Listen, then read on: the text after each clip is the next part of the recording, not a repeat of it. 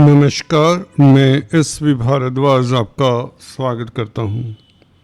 दोस्तों, कन्या राशि कन्या लगन के लिए साप्ताहिक राशिफल में कल 1 जुलाई से लेकर 10 जुलाई की चर्चा करेंगे। ग्रहों की स्थिति आप लोगों के समक्ष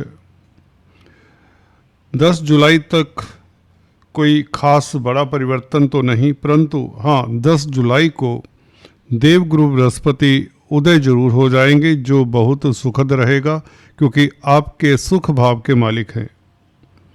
सुख भाव जमीन जायदाद प्रॉपर्टी पेरेंटल प्रॉपर्टी के भी मालिक हैं, चतुर्थ भाव के क्योंकि मालिक हैं, सप्तम भाव के भी मालिक हैं। तो दाम्पत्य जीवन के लिए समय अच्छा होने के योग बन जाते हैं और सातवां भाव भागीदारी में जो कामकाज करते हैं उनके लिए भी हुआ करता है।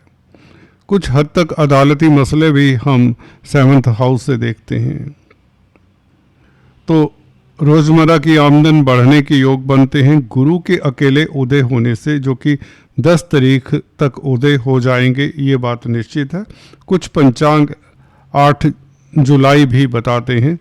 एनीवेज 10 जुलाई तक देवगुरु बृहस्पति पूर्णतः बलशाली हो जाएंगे और सूर्य का परिवर्तन हालांकि 16 तारीख को होगा, कर्क राशि में प्रवेश करेंगे जैसा कि दिखाया है।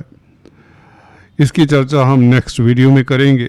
सूर्य का परिवर्तन बहुत महत्वपूर्ण होता है।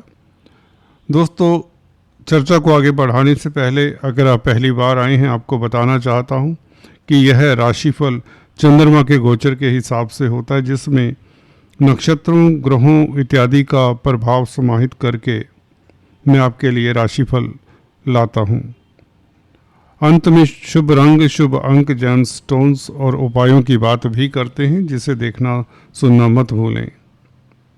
अगर आप पहली बार आए हैं तो आपसे निवेदन भी है, कृपया सब्सक्राइब करने के पश्चात लाइक करने के पश्चात बेल आइकन दबा दिया करें, अन्यथा कई बार आपको लेटेस्ट अपडेट्स मिलते नहीं।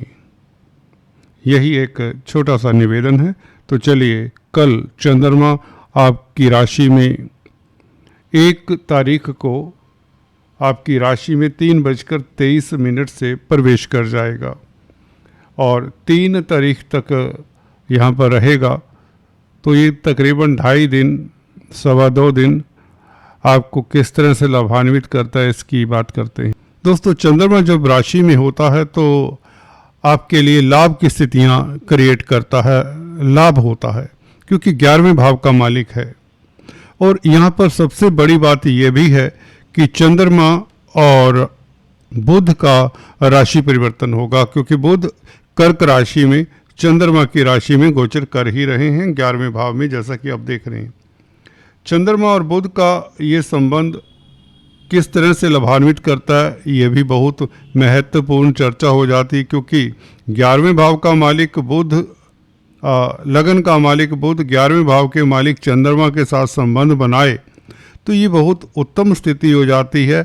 अचानक लाभ के योग बनाती है ये स्थिति, क्योंकि शनि भी केंद्र में सप्तम भाव में केंद्र त्रिकोण राजयोग बना रहे हैं और चंद्रमा से दृष्ट रहेंगे, या कहीं चंद्रमा को शनि देखेंगे।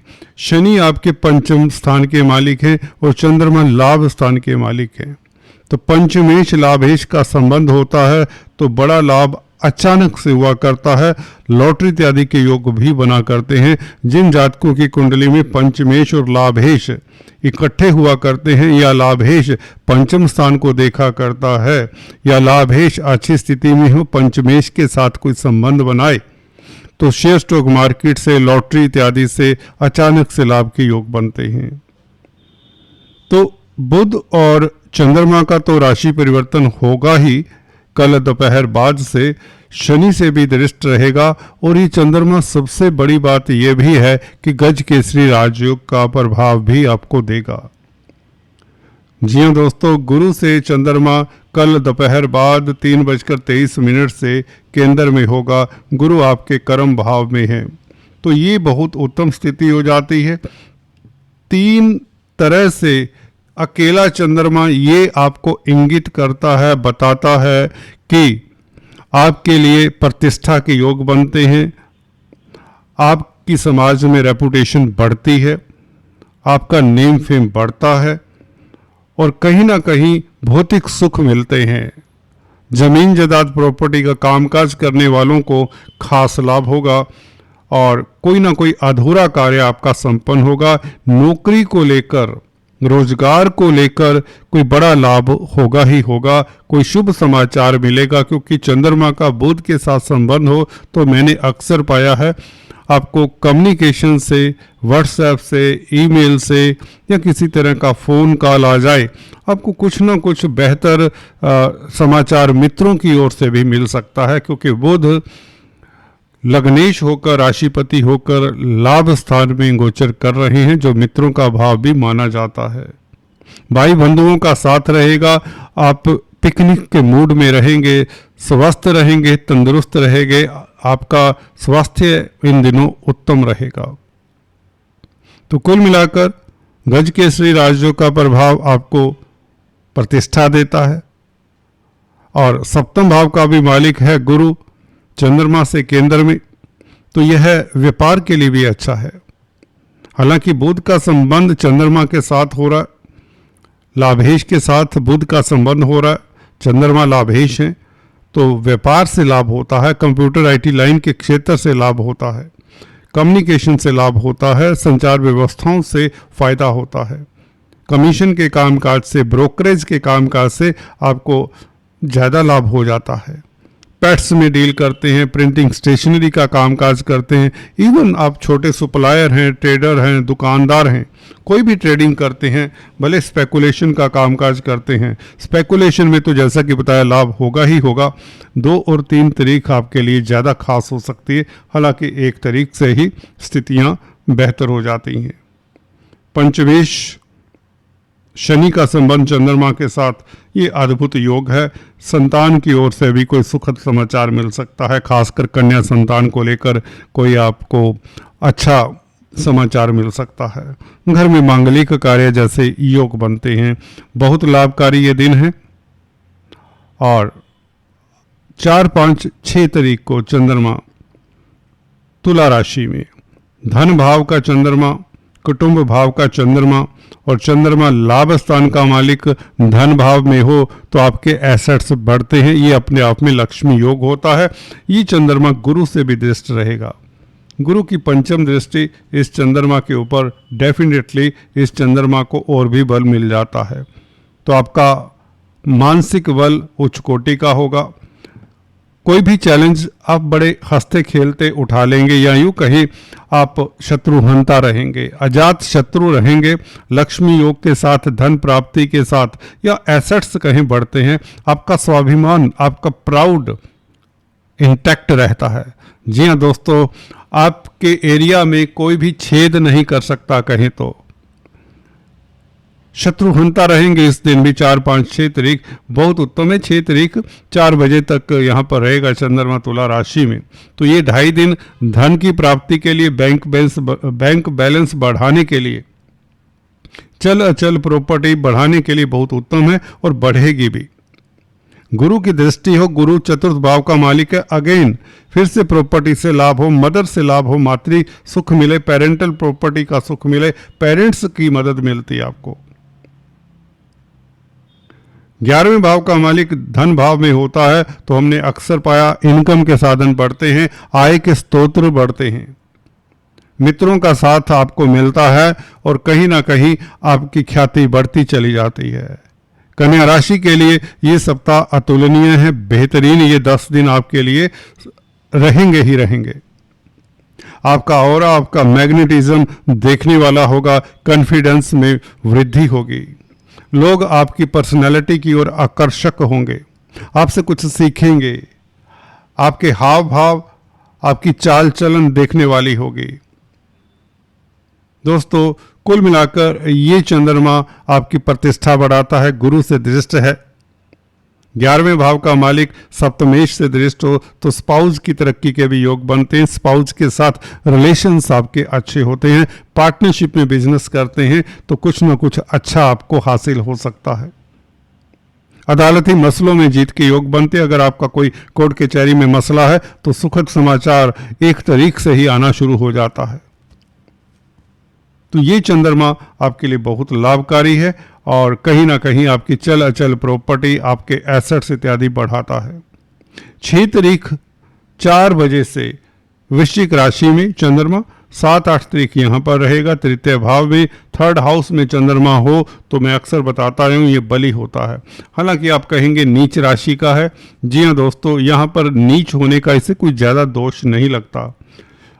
और अगर हम नीच मान भी लेते हैं तो किस्मत से कहें, ऊपर वाले के रहमो करम से कहें कि मंगल की चतुर्थ दृष्टि भी इस चंद्रमा के ऊपर है। मंगल अपने भाव को देखता है चतुर्थ दृष्टि से। 3rd लॉर्ड होकर मंगल 3rd हाउस को देखता है तो भी ये नीच भंग कर देता है चंद्रमा का, क्योंकि चंद्र मंगल दोनों ही मित्र भी हुआ करते हैं। वैसे भी इस तरह की स्थिति में चंद्रमा का नीच भंग हुआ करता है। वैसे भी 3rd हाउस में चंद्रमा को कोई ज़रूरत नहीं होती किसी तरह के नीच भंग की, तो फिर भी 2.5 दिन ये चंद्रमा प्रबल रहेगा। छोटी बड़ी यात्राओं का मन करेगा। कम्युनिकेशन से अगेन शुभ समाचार मिले, आप सफल कॉम्पिटिटर साबित होते हैं। कंपटीशन जरूर रहेगा आपकी ज़िंदगी में, आपकी लाइफ में। इस वक्त ये जो दिन चल रहे हैं, कॉम्पिटिटर्स जरूर उछल कूद करेंगे, परंतु आपका कुछ बिगाड़ नहीं पाएंगे क्योंकि ग्रहों की स्थिति बहुत बेहतर है। शुक्र से ये चंद्रमा दृष्ट रहेगा। शुक्र चंद्रमा का योग आपको कहीं ना कहीं रोमांटिक भी बनाता है, भौतिक पदार्थों की प्राप्ति भी होती है, क्योंकि शुक्र भाग्य स्थान का मालिक है। चंद्रमा भी एक लगन होता है। चंद्र राशि, सूर्य राशि और लगन राशि, ये तीनों ही लगन है अपने आप में। चंद्रमा से जब ग्रह ज़्यादा केंद्र में हो, त्रिकोण में हो, तो चंद्रमा बहुत बली होता है। इस तरह की कुंडली में आपको राजयोग, तब सभी तरह के सुख मिलते हैं। चंद्रमा से 7वें भाव में बैठा हुआ शुक्र, जो कि चंद्रमा को भी देखता है, तो विदेशों से सुखद समाचार मिले। विदेशी कामकाज, मल्टीनेशनल कंपनीज में कामकाज करते हैं तो लाभान्वित हों। रोमांटिक रहेंगे। स्त्री वर्ग से लाभ होगा। अगर आप कला के क्षेत्र में हैं, कोई आर्टिस्ट हैं, राइटर हैं, पत्रकार हैं, इलेक्ट्रॉनिक प्रिंट मीडिया में कामकाज करते हैं, तो आप सुर्खियों में रहेंगे। आपका तेज प्रभाव रुतबा बढ़ेगा। दैवी कृपा कहें तो आपके ऊपर रहेगी। ये 2.5 दिन 7 और 8 तारीख बहुत लाभकारी हैं। यहाँ पर मित्रों का, अड़ोसी पड़ोसियों का, रिश्तेदारों का आपको साथ मिलेगा, अनुजों का साथ मिलेगा। शुक्र दोस्तों भाग्य स्थान के मालिक है, तो भाग्य आपका प्रबल रहेगा। किस्मत का साथ मिलेगा। किस्मत के कारण आपकी आर्थिक स्थिति इंप्रूव होती है। किस्मत के कारण आपकी डोमेस्टिक जो लाइफ है, घर परिवार की स्थितियां इंप्रूव होती हैं। इस अवधि में आप प्रसन्न रहेंगे और कामयाब भी रहेंगे, भाग्य का क्योंकि साथ रहेगा। विदेशी कामकाज में खास आपको सफलता मिलेगी। अगर वीज़ा इत्यादि की प्रॉब्लम है तो उसका कोई सोल्यूशन, कोई सिल्वर लाइनिंग एटलीस्ट आपको नजर आ जाएगा। साहित्य, लिटरेचर में, धर्म कर्म में भी आपकी रुचि बढ़ेगी। अगर आप सीनियर सिटीजन्स हैं तो योगा मेडिटेशन से आप लाभान्वित होंगे। आपका स्वास्थ्य उत्तम रहेगा। हेल्थ में तरोताजगी फील करेंगे। मार्केटिंग के व्यक्तियों के लिए ये दिन 7 और 8 तारीख खास लाभकारी रहेंगे। 10 तारीख 9 और 10 तारीख चंद्रमा धनु राशि में, यहाँ पर दिग्बली होता है चंद्रमा और गुरु से दृष्ट रहेगा। फिर से गज केसरी राजयोग।